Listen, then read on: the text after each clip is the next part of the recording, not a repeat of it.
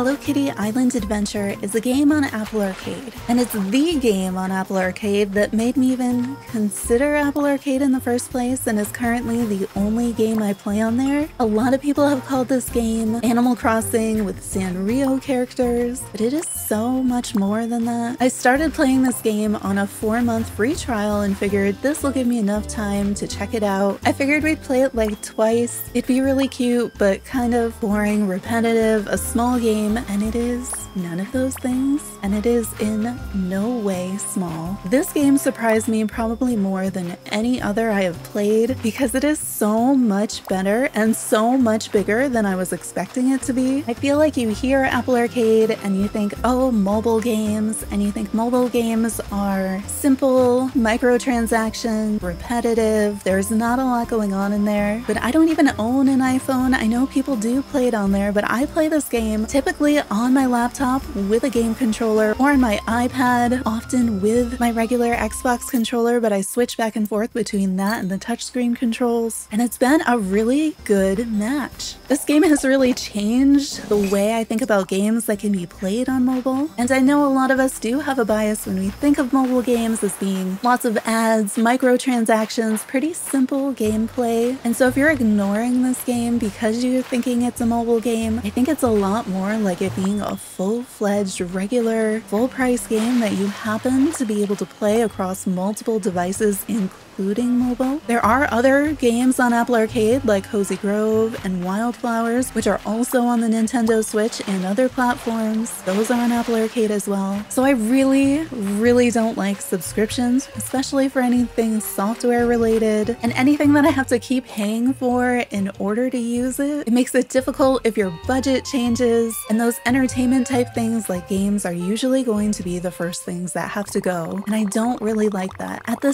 same time, this may be the first game that makes sense to me on an Apple Arcade-like platform, because rather than Apple Arcade being something like Netflix, where you have this vast library and things come and go, if I think about Hello Kitty Island Adventure on Apple Arcade, this is a full game, a full involved, the map just keeps expanding game that keeps getting substantial updates that we even get warning for, which I appreciate. So it keeps the game alive and breathing, but in a different way than I've really seen from other games, especially cozy games. And I think it's making really good use of that Apple Arcade partnership. I feel like I can finally understand why it would be on a platform like this. And it's really nice to play a game that just works most of the time, with a highly responsive team that interacts with the players, responds to feedback, puts it in the game. We have bulk cooking and bulk crafting, and we've had that since the very first update. And while it's exclusive to Apple Arcade, one of the benefits of it being on Apple Arcade is that there are no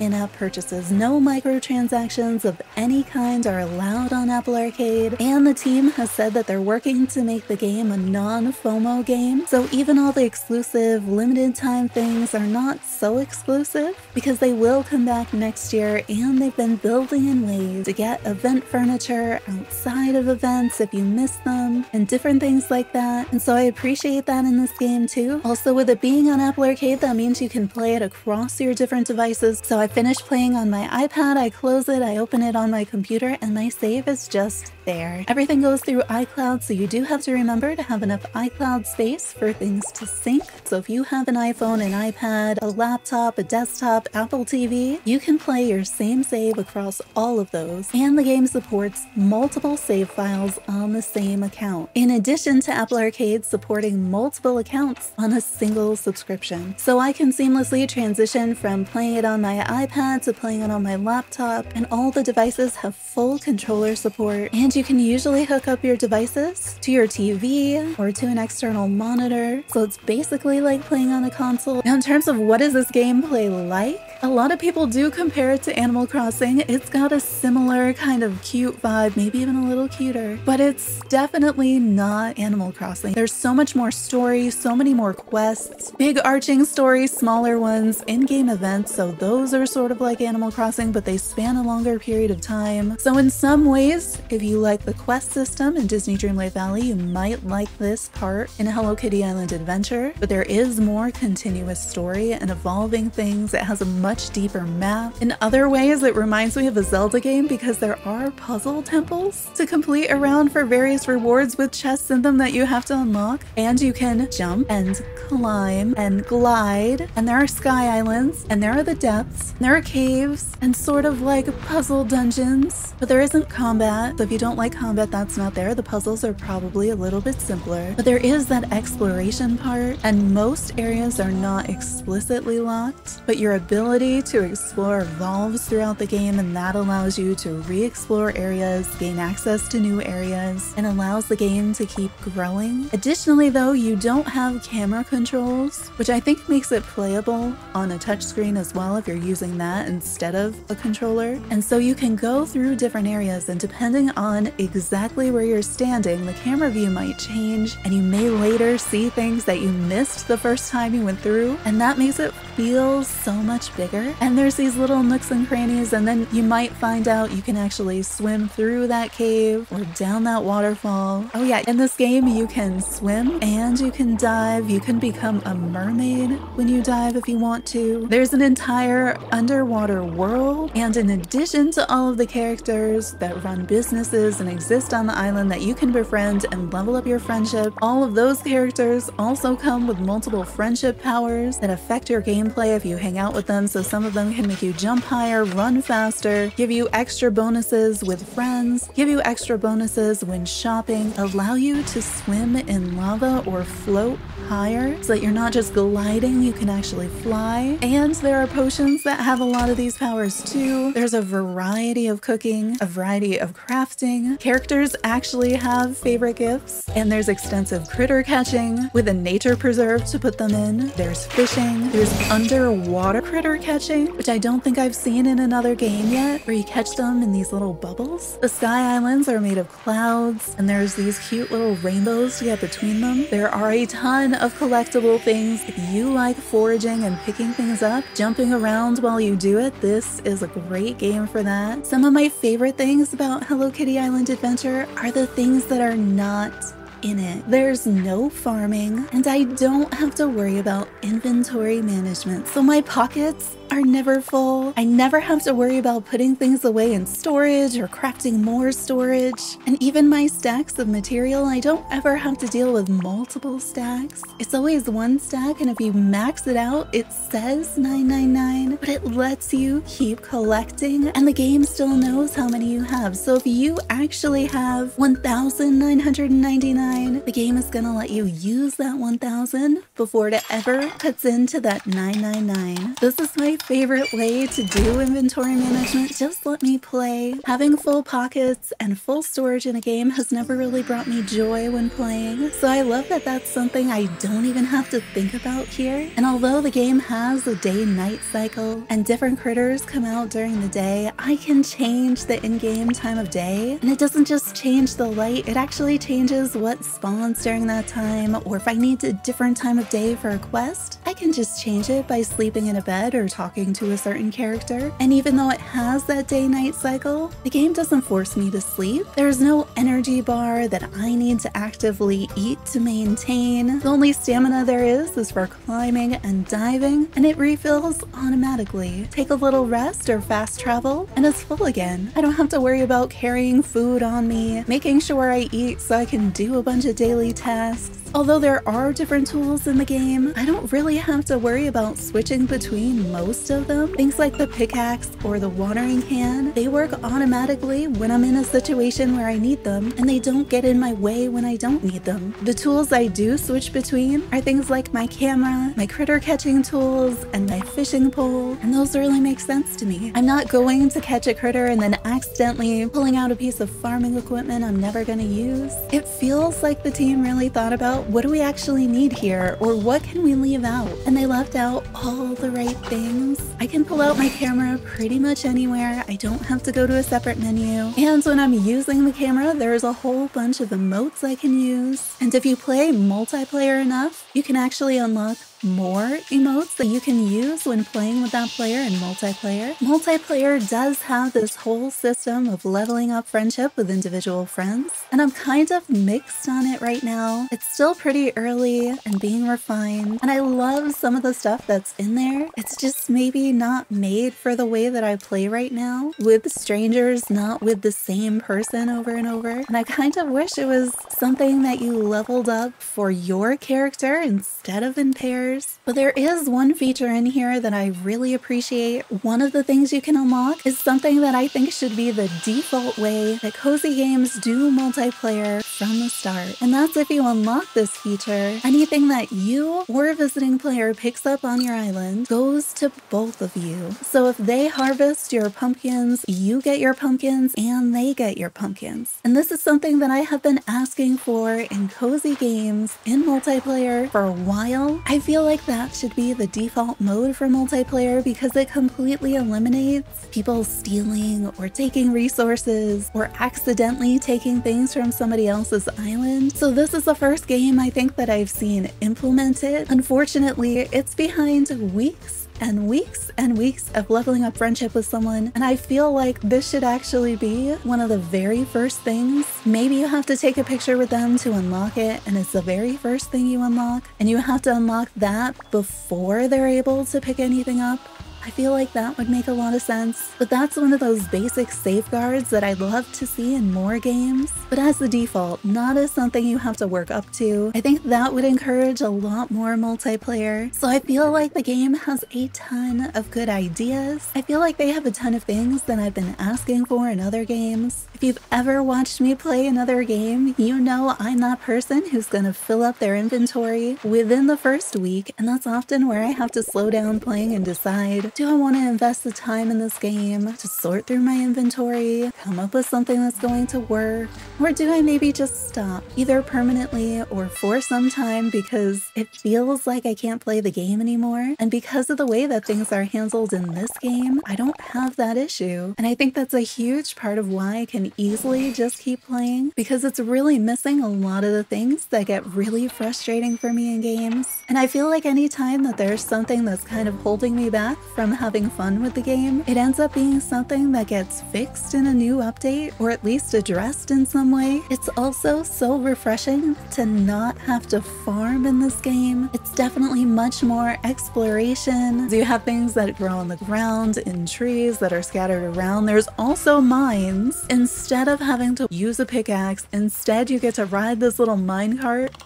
and collect things in a mini game. And there are mini games. So if you're low on your iron, you can go play a matching mini game to get even more of it. If you're low on your magma blooms, you can go play a jumping and floating mini game to collect more of those. And there are multiplayer quests that you can do. Your friends can have a cabin on your island. And there's this whole world of you decorating cabins so that various additional visitors can come and visit the island. And if you do their quests, they can even move in, so you can have a very full island eventually. And with each update, we're getting new visitors, sometimes even new residents or new areas, new events, new items, and the game just keeps growing. And the avatars are so cute. You don't have to make them cute. You can make them ugly cute too, but you could spend a very long time just in the avatar designer coming up with your cute little puppy, cat, bird, and now bunnies. Why did they wait to add the bunnies? And as you go through the game, you unlock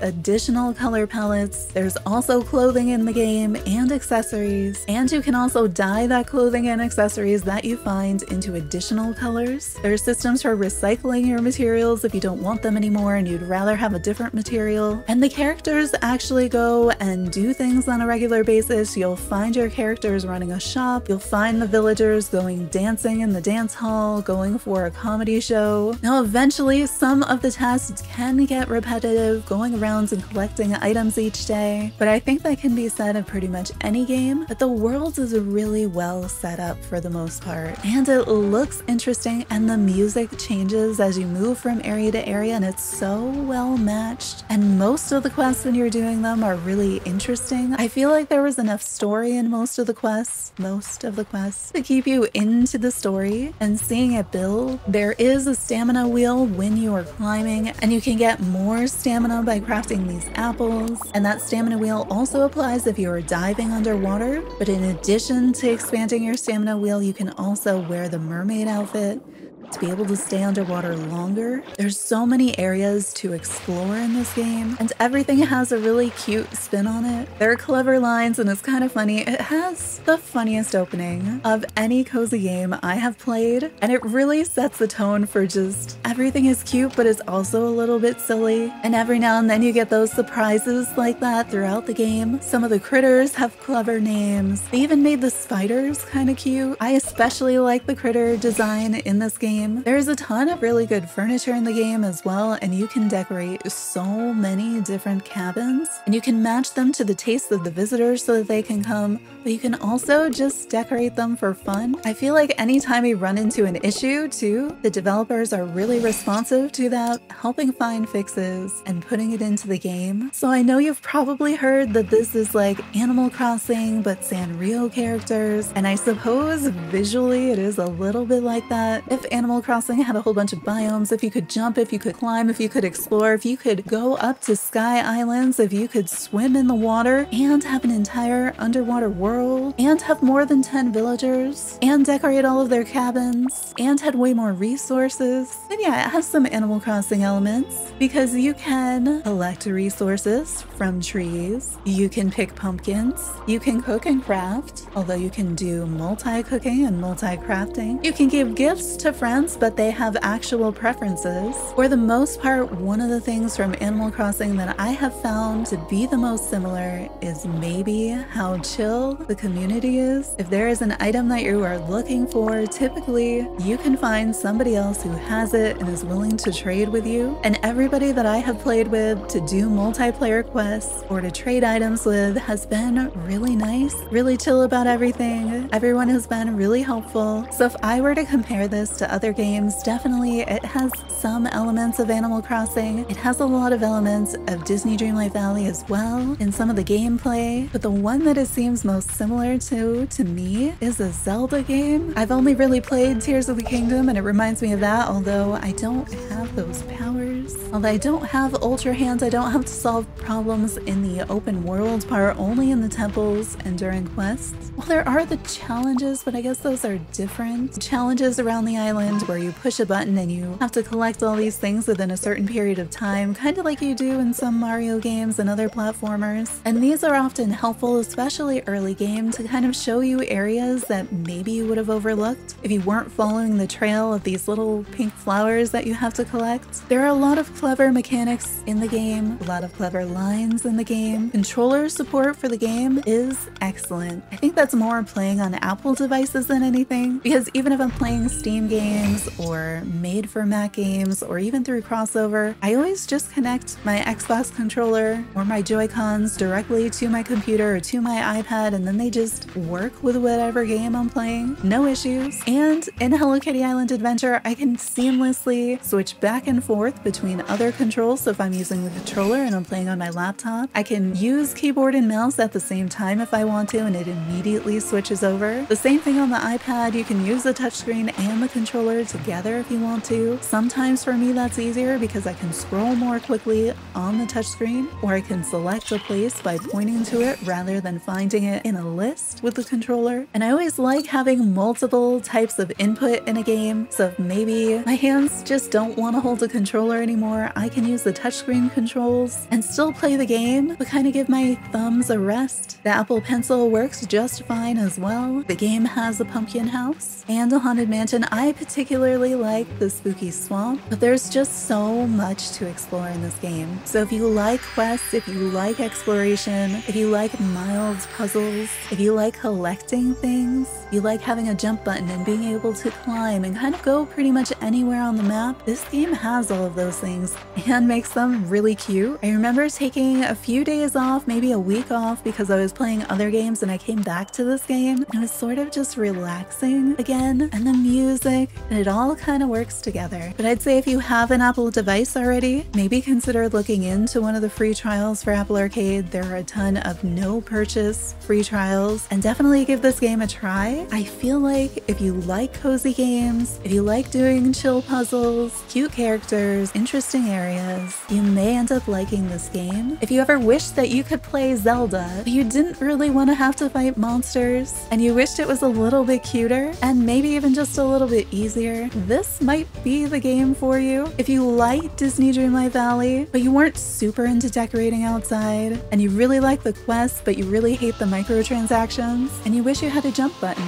and you wish you could explore just a little bit more what's up that hill, you may also like this game. Hello Kitty Island Adventure definitely surprised me with just how good it is. I think one of the main drawbacks to this game is also one of its strengths, and that's it only being on Apple Arcade. Apple Arcade gives us a bunch of benefits, but at the same time, that means if you don't have an Apple device right now, you can't play this game, and I think this game would do so well on the Nintendo Switch. I think the player base would really enjoy this game, but I do kind of like that it started as this exclusive here, so that there is that partnership and that support for the game to keep growing, and it's nice to have something come first to devices that I actually have instead of it being on PC and everything that I play on being an afterthought, or coming months or years later and not working as well. So I do hope this comes to additional platforms in the future so more people can play it, but right now there are definitely benefits to the way that they launched the game. One of the other things with Hello Kitty Island Adventure that I don't think we can really overlook is the development team at SunBlink has been super responsive and give off a really good vibe, and I feel like that shows up in the game, it shows up in their player interactions, and I feel like that makes playing the game just so much better. Their tagline is making kind, collaborative, and imaginative games, and that kind of comes through, and I feel like their interactions with players and the general vibe that they give off is that as well, and it's kind of refreshing. I feel like maybe that is the Apple Arcade partnership that allows them to do things like this, and it's really nice to be supporting a game where you feel like the developers have a really good vibe, and I feel like we have that with Hello Kitty Island Adventure. It's still pretty early in the game's life cycle, so we'll see how that continues to fare, but right now I've been really impressed with their mission, with the way that they've been interacting with players, with the way they've been interacting with the game and updating the game. The game also has a really useful ticketing system, so if you do find something in the game that's not working right, there's just a button you can push in the game, it'll create a ticket for you, and then you can report with details, screenshots, and the little code that pops up in the Discord so they know exactly what to look for.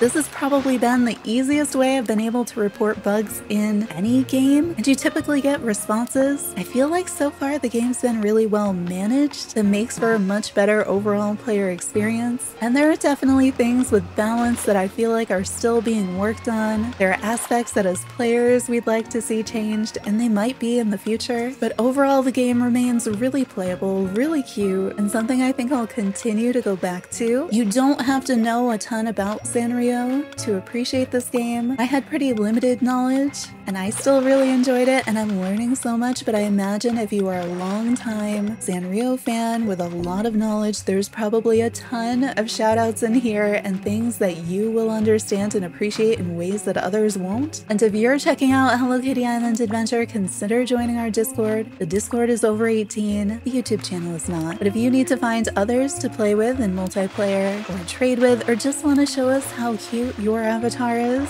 or ask questions if you get stuck, consider joining our Discord. SunBlink also has an official Discord for the game that is well worth joining, because it's a great place if you do run into issues to report them, but also to get help from other players, answer questions, and things like that. Subscribe for more Hello Kitty Island Adventure content and turn on notifications to find out the next time we go live. Hope to see you there.